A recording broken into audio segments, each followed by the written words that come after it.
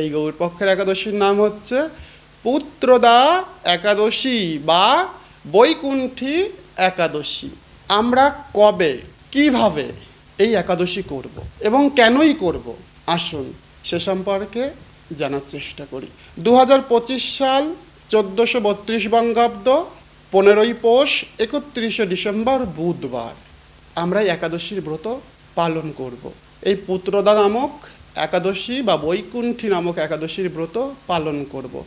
অনেকে হয়তো ভাবতে পারেন যে বেণীমাধবশীলের পঞ্জিকা অনুযায়ী একাদশী তো আগের দিন ছেড়ে যাচ্ছে বা লেগে যাচ্ছে। দেখুন, সম্পূর্ণভাবে যদি আপনি সঠিক সিদ্ধান্ত পেতে চান তাহলে আমাদেরকে সর্বদা শ্রেষ্ঠত্ব গ্রহণ করতে হয়, অর্থাৎ বৈষ্ণবীয় ভাবধারাটা গ্রহণ করতে হয়। আর বৈষ্ণবীয় ভাবধারায় সর্বদা শাস্ত্র বিধিমাফিকই সমস্ত সমস্যার সমাধান বর্ণিত আছে। তো যদি কোনো একাদশী দশমী বিদ্যাযুক্ত হয়, শাস্ত্রে ভাগবতমে পুরোপুরিভাবে সেটা নিষিদ্ধ করা হয়েছে, সেটা করা উচিত নয়। করলে কি হয় তার দৃষ্টান্ত একটু বলি। আপনি মহাভারতেই চলে যান, দেখবেন ওখানে গান্ধারী এই দশমী যুক্ত একাদশী ব্রত পালন করে তার 101টি পুত্রকে হারিয়েছে। মাতা কুন্তী তিনিও কিন্তু তার পুত্র কর্ণকে হারিয়েছে। মাতা দ্রৌপদী তিনিও কিন্তু তার পুত্র অভিমন্যুকে হারিয়েছে। আমরা মঙ্গল সাধন করতে গিয়ে, ব্রত পালন করতে গিয়ে যদি আমাদের অমঙ্গল ডেকে নিয়ে আসি তাহলে ওরকম ব্রত করা আমার মনে হয় উচিত নয়। তো আমরা যেটা করব সেটা সঠিক সিদ্ধান্ত অনুযায়ী করার চেষ্টা করব। আর সঠিক সিদ্ধান্তটা আমরা পাবো কোথায়? সেটি পাবো সম্পূর্ণরূপে বৈষ্ণবীয় তালিকায়। তো দেখুন, এবার বৈষ্ণবীয় তালিকার মধ্যে আমরা যদি সঠিক সিদ্ধান্তটা পেতে চাই, আমাকে কিন্তু গোস্বামী মতধারাটা পালন করতে হবে।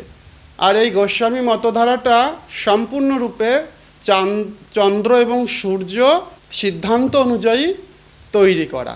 তো যেহেতু আমরা 30শে ডিসেম্বর অর্থাৎ মঙ্গলবার একাদশীটা দশমী যুক্ত, এই কারণে আমরা ওই একাদশীটা করব না। সেটা আমরা 31শে ডিসেম্বর বুধবার অর্থাৎ 15ই পৌষ আমরা ওই একাদশীটা পালন করব। তো এই একাদশী যদি কখনো একাদশী করতে গিয়ে দ্বাদশী বেঁধে যায়, আমি পূর্বে যেটা বললাম যে মহা দ্বাদশীগুলি রয়েছে, এই একাদশী ছেড়ে দিয়ে তখন সেই মহা দ্বাদশী পালন করতে হয়, এটা শাস্ত্রে বর্ণনা করা রয়েছে।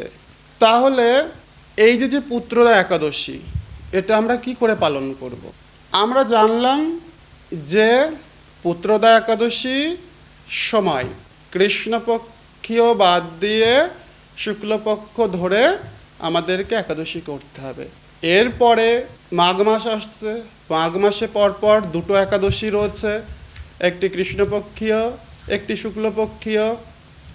কৃষ্ণপক্ষীয় একাদশীতে রয়েছে আপনার ষটতিলা একাদশী এবং শুক্লপক্ষে রয়েছে জয়া একাদশী।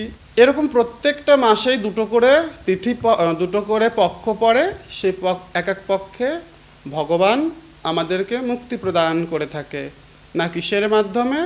একাদশীর মাধ্যমে, প্রায়শ্চিত্ত স্বরূপ একাদশীর মাধ্যমে আমাদেরকে মুক্তি প্রদান করে এবং আমাদেরকে প্রাপ্তিযোগ ঘটায়। তো আমরা জানলাম যে আমরা পুত্রদা একাদশী কবে করব। এবার আসুন কি করে করব। তার আগে একটু বলি, পরদিন অর্থাৎ 16ই পৌষ 1 জানুয়ারি বৃহস্পতিবার সকাল 6টা 23 থেকে 9টা 55 মধ্যে আপনাকে এই একাদশীর ব্রতের পালন করতে হবে। কারণ আপনি যদি মনে করেন যে আমি একাদশী ব্রত করব, একাদশী ব্রতের পালন করব না, তাহলে সেই ব্রতটা সম্পূর্ণ আকারে নিষ্ফল হবে। অর্থাৎ আপনাকে একাদশী করতে হবে, একাদশীর আগের দিন সংযম হতে হবে, সংযম করতে হবে এবং পরের দিন উপবাস এবং তার পরের দিন পালন। যারা প্রসাদভোজী, যারা ভক্ত, তারা তো একাদশী সম্পর্কে নিশ্চয়ই ভালো করে জানেন, তাদের উদ্দেশ্যে কিছু বলার নেই। কিন্তু যারা জানে না তাদেরকে কৃপাপূর্বক আপনারা জানিয়ে দেবেন। এবং যারা জানেন না তারা জানার চেষ্টা করুন, এই হরিকথার মাধ্যমে তারা জানার চেষ্টা করুন সংযমটা কি। যারা হয়তো এখনও ভক্ত হয়ে পারেনি বা এখনও ভালো মন্দ যে খাবারগুলি রয়েছে সেটা খায়, তো সেই সুবাদে তারা কি একাদশী করতে পারবে না? বা এই পুত্রদা, এই একাদশীর নামের মধ্যে রয়েছে এটা কি পুত্রদা একাদশী। এটা কি শুধু পুত্র প্রাপ্তির যোগ, তাই কি একাদশীটা করব? না, বছরে 365 দিনের 1 বছর, 12 মাস, 12 মাসের মধ্যে যে কটা একাদশী আছে প্রত্যেকটা একাদশী আমাদের করা বাঞ্ছনীয় এবং করাটা উচিত, এবং প্রাপ্তিযোগ আমাদের আশ্রয় করা উচিত। একাদশী করলে মানুষের সমস্ত রকম কামনা বাসনা কোথা দিয়ে পূর্ণ হয়ে যায় সে নিজেও বুঝতে পারে না। তদ্রূপ এই একাদশী আমাদেরকে ওই বেছে বেছে 4টে একাদশী কি, আমরা যখন পার্থিব জগতের মানুষকে জিজ্ঞাসা করা হয় তারা হয়তো বলে আমরা ও মা আপনি একাদশী করেন? হ্যাঁ করি বাবা, ওই 3-4টে একাদশী করি। কেন? বছরে কি 3-4টে একাদশী? এটা আমাদের জন্য নয়, এরও অনেক কাহিনী বা অনেক আলোচনা আছে। আপনারা জানেন যেটা বিকদর নামক একজন মানুষ, তিনি কে ছিলেন? তিনি ছিলেন পঞ্চপাণ্ডবের মধ্যে একজন, ভীমের আরেক নাম বিকদর। তার সাথে যে ঘটনাগুলি ঘটেছিল সেই পরিপ্রেক্ষিতে ভগবান তাকে কৃপাপূর্বক 4টে একাদশীর কথা বলেছিল। কিন্তু আমরা তো আর ভীম নই বা আমরা তো পঞ্চপাণ্ডব নই, আমরা কলুষযুক্ত জীব। আমাদের কলুষতা কাটার জন্য আমাদেরকে সঠিক আশ্রয়, আমাদেরকে মহাপ্রভু যেটা বলে গেছে সেই পদ্ধতি অনুযায়ী আমাদেরকে চলতে হবে এবং আমাদেরকে এগিয়ে যেতে হবে এবং পাপমুক্ত হতে হবে, প্রাপ্তিযোগগুলি ঘটাতে হবে। তো এই প্রাপ্তিযোগ সকলেই, অনেকে দেখুন, আরেকটা কথা আমি বলি আপনাদের কাছে করজোরে প্রার্থনা করে, কেউ যদি মনে করেন যে আমি শুধু পাওয়ার আশাই করব, তাহলে এই ভুলটা কেউ করবেন না। যে আমি একাদশী করছি ভগবানের কাছ থেকে পাবো কি পাবো? আমার পুত্র নেই, আমি আমার সন্তান নেই, আমি সন্তান লাভ করব, সে পুত্র হোক বা কন্যা হোক, এরকম ভাবনা নিয়ে কখনো ভগবানের সেবা করতে নেই। ভগবান স্বয়ং ভক্ত বাৎসল্য, তিনি নিজে এই ব্রহ্মাণ্ড সৃষ্টি করেছেন এবং এই ব্রহ্মাণ্ডের মধ্যে নিজেই আবির্ভূত হয়েছে, নিজে বিধান রচনা করেছে, সেই বিধানে নিজেই আবদ্ধ হয়েছে, তাই কিন্তু তিনি বিধাতা। অর্থাৎ তার কাছে কিছু, সমস্ত কিছুই তিনি আমাদেরকে দিয়ে রেখেছে, আমরা শুধু আমাদের ভাবধারা দিয়ে সেটা পাওয়ার চেষ্টা করব ভগবানের সন্তুষ্টি বিধানের মাধ্যমে। তাহলে যারা ভাবছেন যে আমরা একাদশী করে পুত্র চাইব, হয়তো আপনি সুস্থভাবে যদি সুস্থভাবে করেন মিলতেও পারে। আমি এটা বলবো না যে এটা পুত্র প্রাপ্তির একটা মহাকৌশল, সেটা নয়। এটা করলে দেখেন, আপনি যদি নিজে মঙ্গল পেতে চান তাহলে শাস্ত্রে বর্ণনা করা রয়েছে যে অপরের মঙ্গল কামনা নিজ প্রসূতি, অর্থাৎ আপনার মঙ্গল কোথা দিয়ে কখন হয়ে যাবে আপনি নিজেই বুঝতে পারবেন না যদি আপনি সর্বদা এই জীবের হিতকার্যে রত থাকেন, সর্বদা জীবকে জাগানোর চেষ্টা করেন, জীবকে সর্বদা সঠিক পথে চালনার চেষ্টা করেন। সঠিক পথটা কি? নিশ্চয়ই ভাগবতম পথ, শাস্ত্রীয় পথ। তো পাওয়ার আশা ছেড়ে দিয়ে আপনারা কড়া ধরুন, ভগবানের পদ্ধতিগুলো মানার চেষ্টা করুন, ভগবান যেগুলি দিয়ে গেছে আমাদেরকে সেই পদ্ধতিগুলি মানার চেষ্টা করুন, তাহলে নিশ্চয়ই ভগবান কৃপা করবেন আমাদের উপর। তাহলে আপনারা আবার ভাবতে পারেন যে আমি কেন একাদশী করব, আমার তো এখনো বয়স হয়নি, এরকমটা নয়। এই একাদশী ব্রত 1 থেকে 100 বৎসর, কলির আয়ু যেহেতু কম তবুও আমি বলছি 100 বৎসর পর্যন্ত একাদশী প্রত্যেকে করতে পারেন। একাদশী করতে গেলে কি কি লাগে? ও অনাহারে থাকতে হয়, সেরকমটা নয়। শাস্ত্রের প্রমাণ দেওয়া রয়েছে যে একাদশীর দিন আপনার ব্রতটা এমন হওয়া চাই পরের দিন যেন আপনার মলমূত্র না হয়, এটা হচ্ছে সঠিক পদ্ধতি। কিন্তু বর্তমান সময় তো মানুষ এ রোগ সে রোগ, কত রোগের বাহানা মানুষ দেখায়। হ্যাঁ, দেহ থাকলে রোগ অবশ্যই হতে পারে, কিন্তু যদি না নিষ্ঠাটা সঠিক থাকে, তার উপরে যদি বিশ্বাস থাকে, তাহলে সমস্ত অসম্ভব সম্ভব হয়। নামের গুণে যে কত কিছু সম্ভব, এ আমার মতো ছোট্ট মানুষের এই মুখে বর্ণনা শোভা পায় না। তথাপিও আমরা মহা ভাগ্যবান যে এই সময়ে দাঁড়িয়ে আমরা এই ছোট্ট বলা ভুল, কিন্তু এই ছোট্ট একটু সময়ের মধ্য দিয়ে একটা মহান ব্রত, যেটা অল্প একটু সময়ের মধ্যে করে আমরা অনেক প্রাপ্তি ঘটাতে পারি। তো বিধবা করবে কি সধবা করবে কি কুমারী মেয়ে করবে কি বিবাহিত মেয়ে করবে কি ছেলে করবে কি বয়স্ক লোক করবে, এরকমটা কিচ্ছু নয়। প্রত্যেকটা মানুষ এই একাদশী ব্রত পালন করতে পারেন। তারপরে আরও একটা কথা, এই একাদশী যারা করবে তারা তো ফল পাবেই, এবং যারা করাবে অর্থাৎ যারা করতে পারছে না তাদেরকে করাবে, এর থেকে দ্বিগুণ ফল প্রাপ্তি তার হবে। এটা সম্পূর্ণরূপে শাস্ত্রে এর বর্ণনা করা রয়েছে। আরও যদি আপনি এই একাদশীর দিন দেখবেন মার্কেন্ডীয় পুরাণে শিব পার্বতী এটা দেবাদিদেব মহাদেব আদ্যাশক্তি পার্বতীকে এটা বলছেন, যদি কেউ এই একাদশীর দিন গীতা পাঠ বা শ্রবণ বা কীর্তন করেন, তাহলে অচিরে এই 84 লক্ষ জনিত ভেদন দূরে থাক, এই জন্ম মৃত্যুর কালচক্র থেকে সে মুক্তি পেয়ে যায়। একাদশীর দিন যদি কোনো ব্যক্তি শিবালয়ে বা গঙ্গার তীরে বসে বা কোনো তীর্থস্থানে বসে এক গীতা পাঠ করেন এবং গীতার মহিমা প্রচার করেন, তাহলে সে আরও থেকে আরোতর দ্বিগুণ ফল প্রাপ্ত হয়ে থাকেন। এটা আমার মুখের কথা নয়, এটা শাস্ত্রে সম্পূর্ণ আকারে বিস্তারিত বলা রয়েছে। তাহলে আমরা একাদশীর দিন কি কি খেতে পারি সেটা একটু শ্রবণ করুন। একাদশীর দিন আগে একাদশীটা করার জন্য আপনাকে আবদ্ধ হতে হয়, অর্থাৎ ভগবানের কাছে প্রার্থনা জানাতে হয়, হে প্রভু, আগামীকাল এই একাদশী, আমি তন্ত্রহীনং মন্ত্রহীনং জ্ঞানহীনং বুদ্ধিহীনং আমার ভাবহীনং, আমার কোনো সাধন নেই, ভজন নেই, জ্ঞান নেই, বিদ্যা নেই, বুদ্ধি নেই, আমি আমার জীবনের সমস্ত কলুষতা নাশ করার জন্য, সমস্ত পাপ থেকে মুক্ত হওয়ার জন্য এই আপনার সৃষ্টি এই মহা একাদশীর ব্রত পালন করতে চাই, আপনি কৃপাপূর্বক আমাকে দিয়ে পালন করিয়ে নেবেন।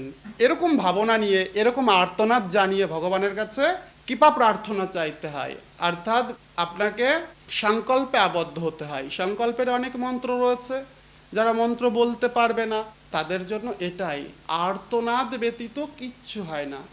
যেটা আপনারা ভালোভাবেই জানেন, দ্রৌপদী যখন দুহাত দুবাহু তুলে আত্মসমর্পণ করেছিল কার কাছে? মাধব, তুমি কৃপা করো, আমার আর কোনো কুল নেই, তখন মাধব আর থাকতে পারেনি, মাধব তাকে কৃপা করতে বাধ্য হয়েছিল। তদ্রূপ আপনাদের কোনো তন্ত্রমন্ত্রের প্রয়োজন নেই, আপনারা শুধু আর্তনাদ জানিয়ে সংকল্পে আবদ্ধ হন যে প্রভু, হে কেশব, হে মাধব, আমি আগামীকাল একাদশীর ব্রত করতে চাই, আমাকে দিয়ে আপনি কৃপা করে করিয়ে নেন। এরকমভাবে আপনি সংকল্প করতে পারেন। সংযম থেকে সংকল্প করলেন। এবার উপবাস, এই উপবাসের দিন সকলেই বলছে আমরা এতটাই ভাগ্যবান। দেখুন আমাদের গুরুবর্গ অর্থাৎ গোস্বামীগণ তারা বলছেন ফলমূল আহার অর্থাৎ আপনি ফলমূল খেয়ে আপনি একাদশী করতে পারেন। তো এই ফলমূলের মধ্যেও কিন্তু পাপ থাকে, সেটাকে এই ফলমূলটাকে, ফল অর্থাৎ গাছের ফল, মূল অর্থাৎ মাটির জিনিস, মাটির তলের জিনিস, এ বিষয়ে আমি বলছি। ফলের মধ্যেও পাপ থাকে, সেটা একাদশীর দিন আপনি ভগবানকে যারা লাগান ভোগ তারা তো লাগান, যারা ভোগ লাগান না, তবে যদি দ্বাদশী যুক্ত কোনো একাদশী পড়ে সেদিন কিন্তু সতর্ক, তুলসী চয়ন একদম করবেন না। আগে তুলসী চয়ন করে রাখবেন, তার কারণ দ্বাদশীর দিন আমাদের প্রেম ভক্তি তুলসী মহারানী, আমাদের ভক্তি দেবী, এই ভক্তি দেবীকে স্পর্শ করতে নেই। কিন্তু আপনি জল ফুল যেটা প্রদান করেন, অর্ঘ্য নিবেদন করেন, সেটা অবশ্যই করতে পারবেন। তো ওই ফল বানিয়ে ফলের মধ্যে তুলসী নিবেদন করে ভগবানের উদ্দেশ্যে আপনি নিবেদন করবেন এবং সেই প্রসাদটা পাবেন, তাতে আপনি অনেকটা দোষমুক্ত। সেই প্রসাদে কোনো দোষ থাকে না, কারণ ওই ফলের মধ্যে যখন ভগবানের কৃপাদৃষ্টি পড়বে তখন সেটা অমৃত হয়ে যাবে, আর অমৃত খেলে লোকজীবন অমৃতময় হয়। এবার মূলের মধ্যে যেগুলি রয়েছে সেগুলি কি? আলু, চীনাবাদাম, আবার ভুল করে যেন কেউ গাজর বিট খেয়ে ফেলবেন না।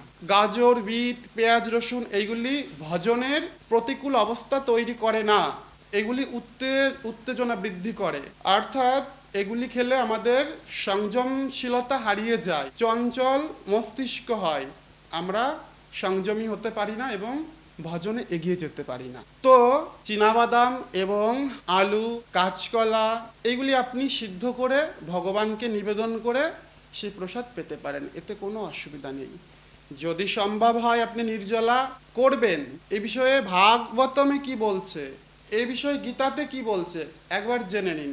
ভগবান নিজে মুখে বলছেন গীতার ৬ষ্ঠ অধ্যায় ধ্যান যোগে, নাট্যাসন্নস্ত জগহস্তি চৈকান্ত মনস্বতা ন চাতিষ্বপন্নশীলস্য জাগ্রত নৈব চার্জুনা। অর্থাৎ হে অর্জুন, অতি ভোজনশীল কিংবা একান্তভাবে অনাহারী ব্যক্তি সমাধি লাভ করতে পারে না বা আমাকে পায় না। যে অত্যন্ত নিদ্রাশীল অথবা অনিদ্রিত তারও সমাধি বা আমাকে প্রাপ্ত হয় না। তাহলে আপনি যদি অনাহারে থাকেন তো আপনার ব্রত হবে না, আবার আপনি যদি উদরপূর্ণ আহার গ্রহণ করেন তাতেও কিন্তু আপনার সঠিক ব্রতটা পালন হয় না।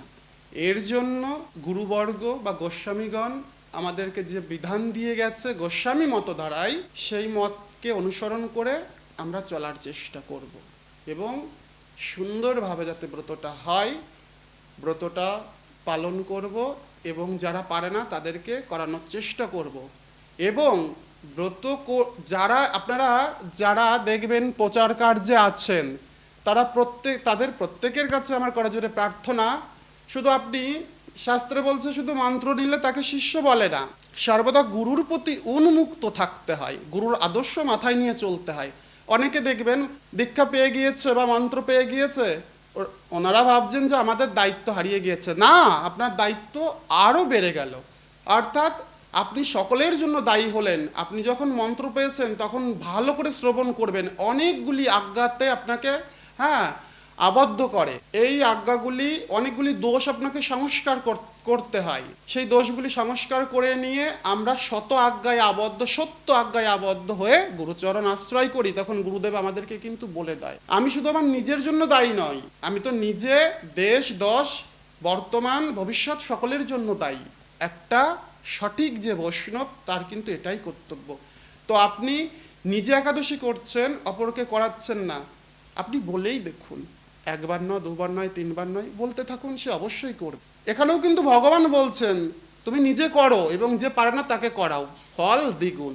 আমরা তো এখন সবসময় ফলের আশায় ঘুরি, তো এরকম একটু শুধু বলেই যদি ফল পাওয়া যায় তাহলে করুন না, দেখবেন সকলে আনন্দের অধিকারী হবেন, সুখের অধিকারী হবেন।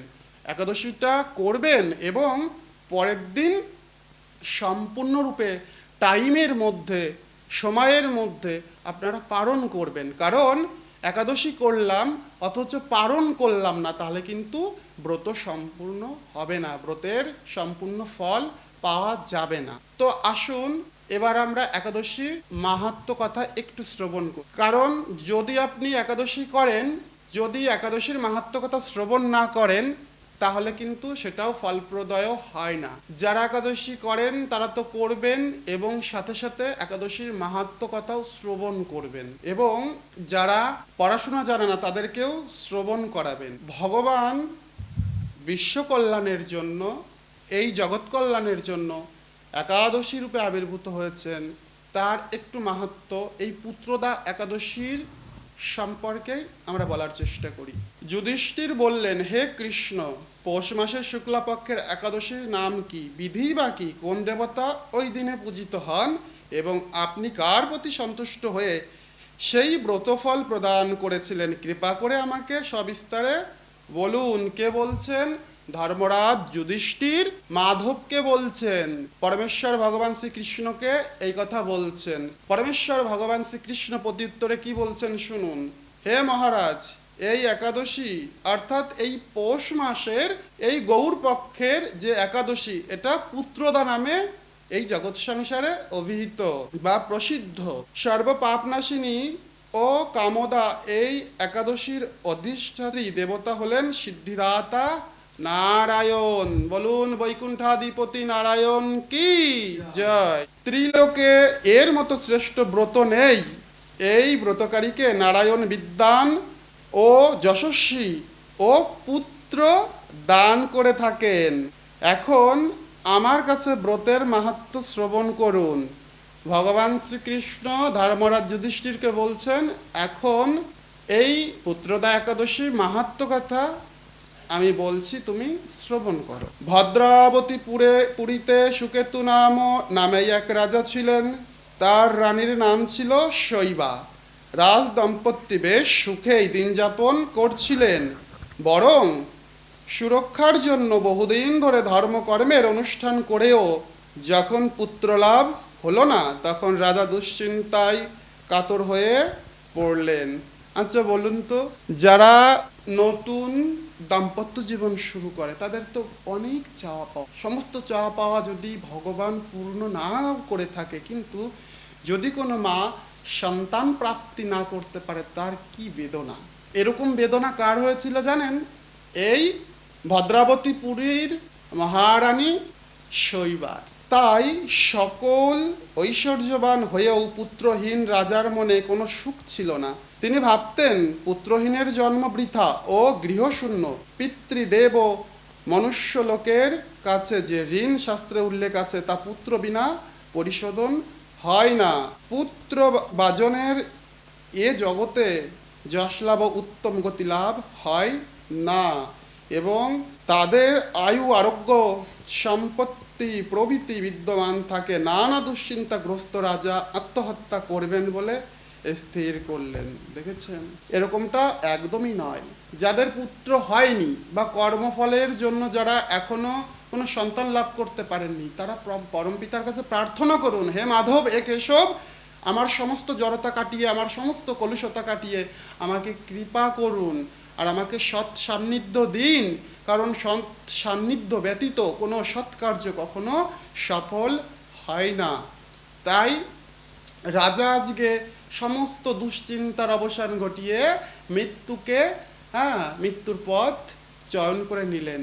এরকমটা যেন আপনারা কেউ করবেন না, এরকমটা করা উচিত নয়। কারণ আপনি ভাবছেন যে আমার চলবে কিসে, এই ভাবনাটা মাধবের প্রতি দিন না। দেখুন না মাধব কি করে। কিন্তু পরে বিচার করে দেখলেন আত্মহত্যা মহাপাপ, এর ফলে কেবল দেহের বিনাশ মাত্র হবে, কিন্তু আমার পুত্রহীনতা তো দূর হবে না। তারপর একদিন রাজা নিবিড় বনে গমন করলেন। বন ভ্রমণ করতে করতে দ্বিপ্রহর অতিক্রান্ত হলে রাজা ক্ষুধা তৃষ্ণা অত্যন্ত কাতর হলেন। এদিক ওদিক জলাদির অনুসন্ধান করতে লাগলেন। তিনি চক্রবাক, রাজহংস এবং নানা রকম মাছে পরিপূর্ণ একটি মনোহর সরোবর দেখতে পেলেন। সরোবরের কাছে মুনিদের একটি আশ্রম ছিল। তিনি সেখানে উপস্থিত হলেন। সরোবর তীরে মুনিগণ বেদপাঠ করছিলেন। মুনিবৃন্দের শ্রীচরণে তিনি দণ্ডবত প্রণাম করলেন। মুনিগণ রাজাকে বললেন, হে মহারাজ, আমরা আপনার প্রতি প্রসন্ন হয়েছি, আপনার কি প্রার্থনা বলুন। রাজা বললেন, আপনারা কে এবং কি জন্যই বা এখানে সমবেত হয়েছেন? মুনিগণ বললেন, হে মহারাজ, আমরা বিশ্বদেব নামে প্রসিদ্ধ এই সরোবরে স্নান করতে এসেছি। আজ থেকে 5 দিন পরেই মাঘ মাস আরম্ভ হবে। আজ পুত্রদা একাদশী তিথি। পুত্রদান করে বলেই এই একাদশীর নাম পুত্রদা একাদশী। তাদের কথা শুনে রাজা বললেন, হে মুনিবৃন্দ, আমি অপুত্রক, তাই পুত্র কামনার অধীর হয়ে পড়েছি। এখন আপনাদের দেখে আমার হৃদয়ে আশার সঞ্চার হয়েছে। হে দুর্ভাগা পুত্র হীনের প্রতি অনুগ্রহ করে একটি পুত্র প্রদান করুন। মুনিগণ বললেন, হে মহারাজ, আজ সেই পুত্রদা একাদশী তিথি, তাই এখনই আপনি এই ব্রত পালন করুন। ভগবান ঋষিকেশের অনুগ্রহে অবশ্যই আপনার পুত্র লাভ হবে। মুনিদের কথা শ্রবণ পর যথাবিধানে রাজা কেবল ফলমূলাদি আহার গ্রহণ করে সেই ব্রত অনুষ্ঠান করলেন। দ্বাদশীর দিনে উপযুক্ত সময়ে শস্যাদি সহযোগে পালন করলেন। মুনিদেরকে প্রণাম নিবেদন করে নিজ গৃহে ফিরে এলেন। ব্রত প্রভাবে রাজার যথাসময়ে একটি তেজস্বী পুত্র। হে মহারাজ, অতএব এই ব্রত সকলের পালন করার কর্তব্য। কল্যাণ কামনায় আপনার কাছে আমি এই ব্রত কথা বর্ণনা করলাম। মাধব অর্থাৎ ভগবান ধর্মরাজ যুধিষ্ঠিরকে একথা বলছেন। নিষ্ঠা সহকারে যারা এই পুত্রদা একাদশী ব্রত পালন করেন তারা পুত নামক নরক থেকে পরিত্রাণ লাভ করেন। আর এই ব্রত কথা শ্রবণ কীর্তনে অগ্নি অষ্টম যজ্ঞের ফল পাওয়া যায়। ব্রহ্মাণ্ড পুরাণে এই মাহাত্ম্য আরও সবিস্তারে বর্ণিত রয়েছে। তবে যে শুধু পুত নামক নরক যন্ত্র ভোগ করব না এই কারণে আমরা একাদশী করব সেটা নয়। হ্যাঁ, যদি কারোর পুত্র না থাকে, সে যদি ভাগবত ভাবধারায় চলে, তাকেও পুত নামক নরকে যেতে হয় না, তাকে অনায়াসে প্রাণ গোবিন্দ মুক্তি প্রদান করেন। কিন্তু আপনারা দয়া করে একাদশীর দিন কেউ পঞ্চরবি শস্য গ্রহণ করবেন না। সেটা কি? সেটা তণ্ডুল অর্থাৎ চাল, ডাল, সরিষা, যব, গম, ডাল জাতীয় যে কোনো জিনিস আপনারা গ্রহণ করবেন না। সরষা জাতীয় যে কোনো জিনিস আপনারা গ্রহণ করবেন না। এবং এই পঞ্চশস্যার মধ্যে যে কটা নাম আমি বললাম এ কটা তো বর্জন করবেন। এরকম জাতীয় আরও যে সকল বস্তু রয়েছে সেগুলি বর্জন করবেন। কারণ এর মধ্যে এই একাদশীর দিন পাপ প্রচুর পরিমাণে সমাহিত থাকে। আর এই পাপ থেকে মুক্ত হওয়ার জন্যই কিন্তু আমাদের একাদশী। তো একাদশী করতে গিয়ে যদি আমরা পাপে আবদ্ধ হয়ে পড়ি তাহলে এরকম একাদশী করার কোনো প্রয়োজন পড়ে না। পাপ থেকে বিমুক্ত থাকার জন্যই আমরা একাদশীটা করব, এটা মাথায় রাখবেন। তাহলে সকলে মিলে একাদশী করুন এবং আরও যারা পারে না তাদেরকে একাদশী করার সুযোগ করে দিন। আর সকলে বেশি বেশি করে হরিনাম করুন, গীতা ভাগবত অধ্যয়ন করুন। সকলের মঙ্গল কামনা করছি। নিতাই গৌর হরি বল।